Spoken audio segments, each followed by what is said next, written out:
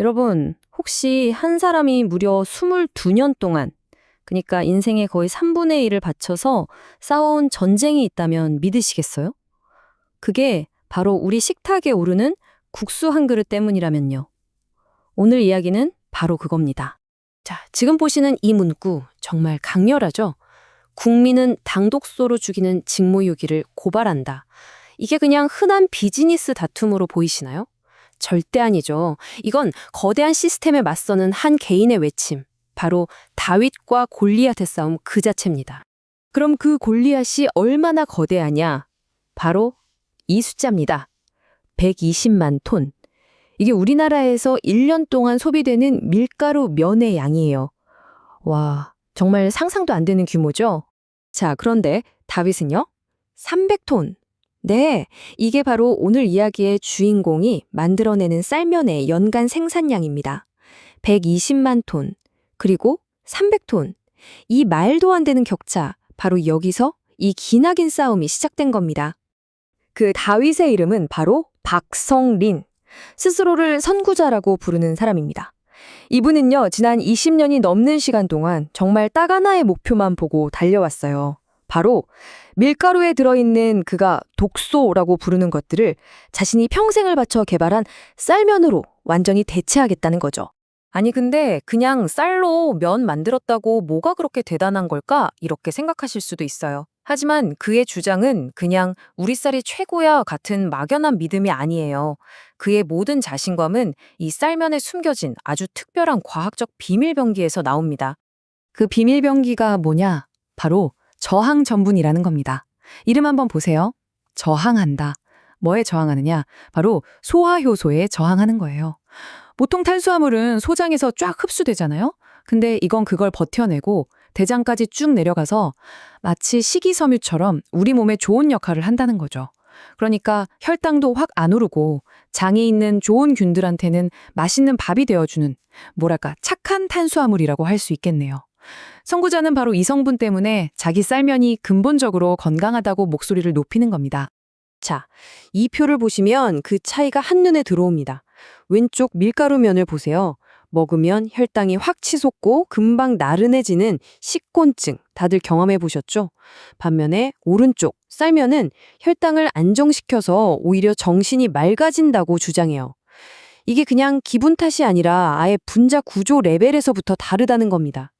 밀가루 전분은 효소가 쉽게 뚝뚝 끊어버릴 수 있는 구조인데 저항 전분은 보시다시피 아주 견고한 나선형 구조로 꽉 묶여 있어서 쉽게 분해가 안 되는 거죠.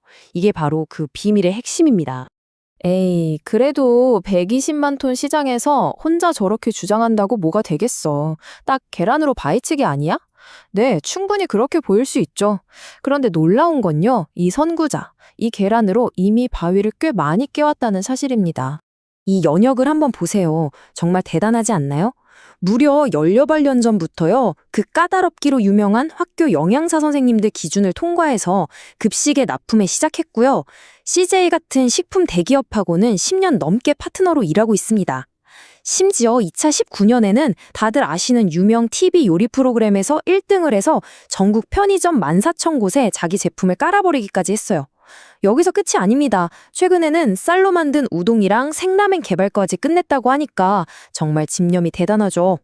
이렇게 전국적으로 인정을 받고 대기업과도 일하고 방송까지 탔으면 이제 탄탄대로일 것 같잖아요.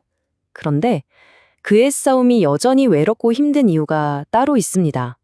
바로 그가 15년 동안 공장을 세우고 뿌리를 내린 그의 고향, 바로 그 땅에서 철저하게 외면받고 있다는 사실 때문입니다.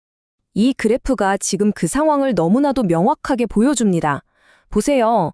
그의 가치를 알아본 경남 지역에서는 한 달에 10톤이나 되는 쌀면이 학교 급식으로 들어가요. 그런데 정작 그의 공장이 떡하니 자리 잡고 있는 충남 지역은요? 1톤도 안 됩니다. 이건 정말 너무나도 극명한 차이 아닌가요? 아니 도대체 왜 이런 일이 벌어지는 걸까요? 선구자는 이 기막힌 외면 뒤에 딱딱한 관료주의가 있다고 지적합니다. 예를 들면 특정 업체 밀어주는 거 아니냐는 비난이 무서워서, 또 정부가 미는 공식 정책이랑 방향이 좀 다르다는 이유로, 그리고 가장 큰 이유는 기존에 하던 일, 매뉴얼에 없는 새로운 일을 다들 꺼린다는 거죠. 물론 거대한 규칙 시스템을 바꾸려면 비용 문제도 있고 기존 유통망 문제도 있고 현실적인 어려움이 왜 없겠어요. 하지만 선구자가 보기에 본질은 다른 데 있다는 겁니다. 바로 거대한 밀가루 산업에 맞설 용기가 없다는 거죠. 결국 그의 분노와 절박함이 이 한 문장에 다 담겨 있습니다. 우리 쌀은 사료로 버리고 국민은 밀가루의 도구로 죽이고 있다. 나는 농림부와 서산시의 직무유기를 고발한다. 이건 그냥 항의가 아니에요. 남아도는 쌀은 동물들한테나 던져주면서 왜 국민 건강을 지킬 수 있는 이 좋은 대안은 쳐다보지도 않냐는 그야말로 절규에 가까운 외침인 겁니다. 수년간 이렇게 벽에다 대고 얘기하는 것 같은 좌절감을 느낀 끝에 그는 이제 전략을 완전히 바꾸기로 결심합니다. 조용히 연구실에 앉아서 사람들을 설득하는 대신 이제 광장으로 나와서 대중을 향해 직접 소리치기 시작한 겁니다. 그리고 마침내 2026년 2월 27일 그의 나이 68세, 22년간 쌓아온 모든 인내와 분노 그리고 신념이 한 장의 선언문으로 터져나옵니다. 바로 대국민 경문. 이건 그의 싸움을 총정리하는 선언문이자 세상을 향해 던지는 마지막 승부수였던 셈이죠. 그의 요구는 아주 명확하고 또 어떻게 보면 거대합니다. 첫째, 우리 귀한 쌀을 가축사료로 버리는 이 바보 같은 짓 당장 멈추라는 겁니다. 둘째, 아예 국수 생산을 위한 쌀을 전문적으로 키우는 대규모 전략재배 단지를 만들자고 제안합니다. 그리고 마지막으로 거대한 밀가루 카르텔을 깨고 모두가 건강하게 오래 사는 125세 유토피아를 향한 식품혁명에 다 같이 동참하자는 겁니다.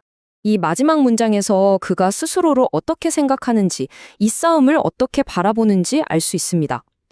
세상을 바꾸는 혁명은 권력이 아니라 옳음을 믿는 한 사람의 미친 집념에서 시작된다.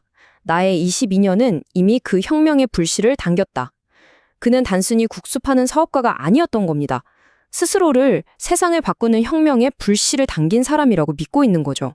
자, 120만 톤이라는 거대한 벽 앞에 홀로 선 단 한 사람, 여러분이 보시기에 그의 이 22년간의 싸움은 결국 무모한 도전으로 끝나게 될까요? 아니면 정말 우리 모두의 식탁을 바꿀 위대한 혁명의 시작이 될까요?